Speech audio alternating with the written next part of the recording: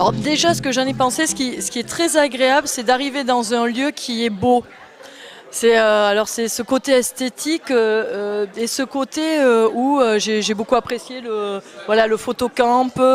J'ai beaucoup apprécié des espaces ici où on peut faire de l'interview en face à face et puis après partir sur de l'apéro. Alors déjà le concept que je découvre, les apérocamp, trombicamp, voilà tout ça. Je découvre ça, je connaissais pas. Donc c'est plutôt convivial. Et puis ça permet voilà, de rencontrer les gens, de voir qu'il y a plein d'initiatives qui se font un peu partout.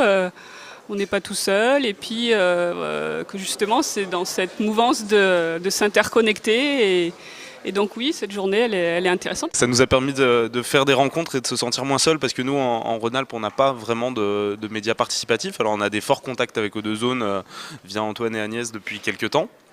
Et de venir se mouiller et découvrir comment c'est chez vous, c'est vrai que c'est intéressant pour nous et puis ça nous fait se dire quand même que oui c'est possible, on peut le faire aussi et on espère réussir à le faire chez nous. Et ben pour le moment c'est très intéressant et je découvre ou je redécouvre des projets qui sont très intéressants, donc ça donne des idées et et on a envie de soutenir ça parce que pour tous les projets qui sont présentés sont intéressants. J'ai bien aimé la réflexion autour du journalisme citoyen puisque moi forcément dans ma pratique je la fais pas nécessairement. C'est vrai que j'ai tendance plutôt à réfléchir au projet, au processus avec les jeunes, comment les amener à mettre en place des reportages, des films, mais je me dis pas forcément derrière en fait l'éthique, l'écriture journalistique, je me pose pas forcément cette question, donc je trouve ça intéressant de travailler là-dessus aujourd'hui. Et au niveau des échanges après qu'il y a eu ce matin, en fait si ça donne envie de faire des projets avec eux, de pouvoir travailler comme la mission locale, comme ML-Prod avec des missions locales d'Aix, ou même sur le jardin potager, nous au centre social c'est vrai qu'on aimerait en faire un, donc du coup ça donne des idées de projets à mettre en place avec eux. Je crois que c'est en faisant des réseaux qu'on s'enrichit mutuellement et que finalement en partant, ce que disait Bruno aussi, en partant de petites gouttes, on arrive peut-être à faire des choses qui sont plus importantes, plus collectives, plus riches. Moi, je suis très contente d'avoir aussi rencontré l'équipe du comptoir numérique, l'équipe de Saint-Étienne, l'équipe... Voilà, et je trouve que ça amène de l'oxygène. Alors ça tombe bien à O2Zone.